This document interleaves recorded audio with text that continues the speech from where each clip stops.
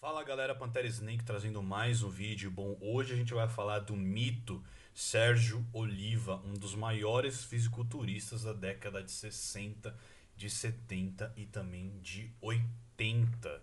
Sérgio Oliva, que era um cara que gostava muito de usar suplementos da Heavy Subs, ele usava sempre o cupom Pantera. Então se você quer ficar com o shape igual do Sérgio Oliva, não perde tempo, passa aí na descrição, entra lá, Heavy Subs, usa o cupom Pantera e tamo junto. Bom, nascido no dia 4 de julho de 1941, Sérgio Oliva. Aos 12 anos de idade, ele já estava trabalhando em plantação de cana-de-açúcar com seu pai em Guanabacoa, que fica em Havana, em Cuba. Seu pai ele era um crítico muito ferrenho do comunismo e quando ele fez 16 anos, o pai dele mandou ele para o exército do Fulgêncio Batista. E o pai dele estava tão determinado que ele mentiu que o Sérgio Oliva já era maior de idade só para dar mais um soldado para o exército. Bom, depois que eles perderam a guerra para o Fidel Castro, o Oliva passou a ter um ócio um pouquinho maior. E ele gastava grande parte do seu tempo indo para a praia caminhar. Em um desses passeios, ele conheceu um cara que convidou ele para visitar um ginásio de levantamento de peso olímpico. E em 6 meses de treino, o Sérgio Oliva já estava fazendo marcas de 136 quilos, que é mais ou menos 300 libras, no clean and jerk, que é um movimento bem complexo, sendo que nessa época ele ainda pesava 88 quilos, então ele ainda era peso médio e já estava fazendo cargas muito avançadas para um cara de 6 meses de treino, né? Bom, em 1962 aconteceu um daqueles eventos que é tipo aquele evento de muita coincidência que causa uns efeitos borboleta que é muito doido, né? O Sérgio Oliva ele ficou em segundo lugar na competição nacional de levantamento de peso olímpico e o vencedor foi um cara chamado Alberto Reis.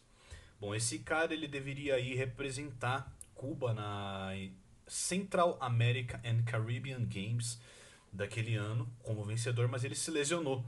E como o Sérgio Oliva ficou em segundo lugar, ele acabou indo como substituto.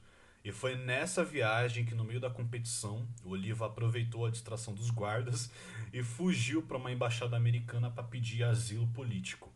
Algumas semanas depois, o Sérgio Oliva já estava morando em Miami, na Flórida, trabalhando como reparador de televisão. No ano seguinte, ele se muda para Chicago, Illinois, e começa a trabalhar numa usina siderúrgica. E ali ele começa uma jornada diária de 10 a 12 horas de trabalho e mais 2 a 3 horas de treino depois do trabalho. E nessa época ele ainda focava muito no LPO, né? Porque era o que ele sabia. E quando ele conheceu um cara chamado Bob Gaida, que era um bodybuilder natural nessa época, e ele vê o potencial pro Sérgio Oliva, né? Ele fala, pô, mano, você tá assim fazendo o LPO, cara, se você começar a treinar pra bodybuilding, você vai ser campeão mundial, né? E aí ele começa a ensinar o Sérgio Oliva, né? Ele foi o primeiro treinador do Sérgio Oliva focado pro bodybuilding, focado em hipertrofia e em estética. E em um ano de treino focado em bodybuilding, ele já ganha a sua primeira competição, que foi o Mr. Chicagoland. E depois, no ano seguinte, ele ganha o Mr. Illinois. E depois ele vai fica em segundo lugar no Mr. América, porque nessa época o Mr. América ele era julgado não só com base no físico, e como o Sérgio Oliva não sabia falar inglês muito bem ainda nessa época, eles usaram isso como uma justificativa para ele não ter ficado em primeiro lugar. Mas ele ganhou o troféu de mais musculoso. No ano seguinte ele volta e aí ele ganha o Mr. América e também ganha o troféu de mais musculoso. Depois disso ele vai e ganha Mr. World, depois ele ganha o Mr. Universo. E em 1966 ele vai para o Mr. Olímpia e fica em último lugar. Bom, o Sérgio Oliva ele leva aquilo pro coração, fica um ano treinando, sem competir em nada, um ano focado, e em 1967 ele volta como vencedor unânime. E a transformação dele de 66 para 67 foi tão absurda que em 1968 ele ganha sem nenhum oponente. Ele subiu no palco sem ninguém para encarar ele porque ninguém tinha coragem de ir de frente com o Sérgio Oliva. E no ano seguinte, ele ganhou seu terceiro e último Mr. Olímpia, em 1969, em que ele vence o grande Arnold Schwarzenegger. A história diz que naquele dia O Arnold, ele chegou, viu o Sérgio Oliva pela primeira vez e foi como se ele tivesse batido em uma parede. Ele tomou um choque porque ele nunca tinha visto um cara tão grande, né? O Sérgio Oliva nessa época era maior do que um Arnold. E é engraçado porque ele tava lá no backstage e o Franco Columbo tá passando óleo no Arnold e o Arnold tá lá, tipo, derrotado, né? Falando, já sei que eu vou perder, não sei o que lá. E a história diz que o Franco falou pra ele, Arnold, calma que é só iluminação. Aí o Arnold vira bravo pra ele e fala, que porra de iluminação, mano. Nenhuma iluminação faz um cara ficar desse tamanho aí, tá louco? Que o Franco Columbo tava tentando ajudar o amigo, né? Tipo, não, calma, mano, é só iluminação. Mas é dito e feito. Ele sobe no palco naquele dia e perde para o Sérgio Oliva, fazendo ali o seu reinado de 3 anos, né, no Mister Olímpia e marcando para uma nova era, né? Porque você tem o Larry Scott, que foi o vencedor anterior, que era um cara que era muito estético, muito bonito, mas o físico ele não era aquela coisa tão monumental como o Sérgio Oliva, né? O Sérgio Oliva ele já traz cortes na perna, ele traz pernas maiores, obviamente, dorsal muito mais desenvolvida do que a do Larry Scott, e isso faz com que o Mister Olympia vá para um outro nível, né? Agora você precisava ser um cara extremamente completo para estar competindo no Mister Olympia, né? Algumas curiosidades aí do Sérgio Oliva, que quem é inscrito no canal já tá ligado, mas a gente nunca pode deixar de falar, é que o Sérgio Oliva, ele fez o seu reinado no Mister Olympia sem fazer um dia de dieta de bodybuilding. Ai, eu pareço um velho quando eu tô contando, porque assim, eu já contei essa história 1 milhão de vezes, mas é algo que realmente me fascina de uma maneira assim inacreditável, né? A gente sabe que nenhum desses caras era natural, né, gente? Então, assim, uma genética realmente inacreditável.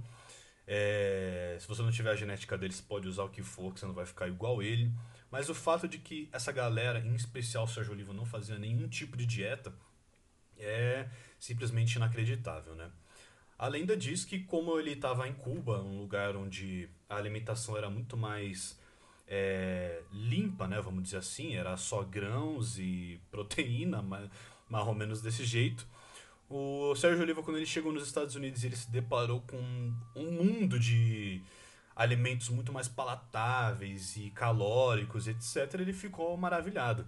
Então, assim, o Sérgio Oliva adorava comer pizza, comia hambúrguer e tomava refrigerante pra caralho, mano.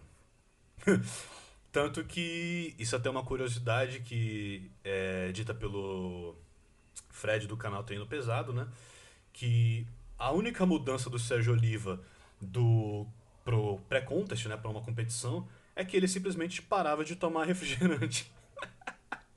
Dá pra acreditar nisso, mano? Então, tipo assim, ele continuava comendo o hambúrguer dele, bolo, ele gostava de comer bolinho, ele gostava de comer pizza e tal. É óbvio, gente, que ele fazia, assim, refeições de atum, que era um alimento muito preconizado nessa época, né? Atum, bife, né, obviamente. Mas, se ele tivesse vontade de comer um hot dog, uma pizza, ele simplesmente ia lá e comia. E isso acontecia praticamente todos os dias. Até porque vale ressaltar que o Sérgio Oliva, nessa época ele estava na siderúrgica, né? Nos anos 80 ele vai para a polícia, mas sempre foi um cara de trabalho braçal, né? O trabalho braçal que gastava muita caloria. Então, não é tão impossível de se acreditar que ele fazia uma dieta dessa, porque o cara, além de ter uma genética, tá usando as paradas, ele ainda tinha uma jornada de trabalho gigante, né? Então, é aquilo, né, mano? Imagina você trabalhar 12 horas, treinar 13, chegar em casa e comer arroz sem sal com ovo cozido, tá ligado? Não dá pra julgar o cara, né? Bom, não é todo mundo que vai ficar igual ele comendo do jeito que ele comia, né? Mas. É. Fazer o quê, né? Bom, uma das paradinhas de escolha do Sérgio Oliva, pelo que eu li, ele gostava muito do combo de Diana e Deca, né? Nessa época era muito comum não fazer ciclos com testosterona, né? E a mudança geralmente para o contest, provavelmente ele adicionava só uma primo e um stun. Né? A variedade naquela época era mais ou menos a que tem hoje, né? Mas como os negócios eram tudo farmer grade, então era tudo de ótima qualidade. E sinceramente, cara, com o background que você tem do Sérgio Oliva, porque até chegar nos Estados Unidos, eu duvido muito que ele tenha tido algum tipo de contato com qualquer recurso farmacológico, né? Porque, pô, o cara tava lá em Cuba, todo aquele negócio, e aí quando ele veio para os Estados Unidos, que é quando ele conhece os remédios especiais, né?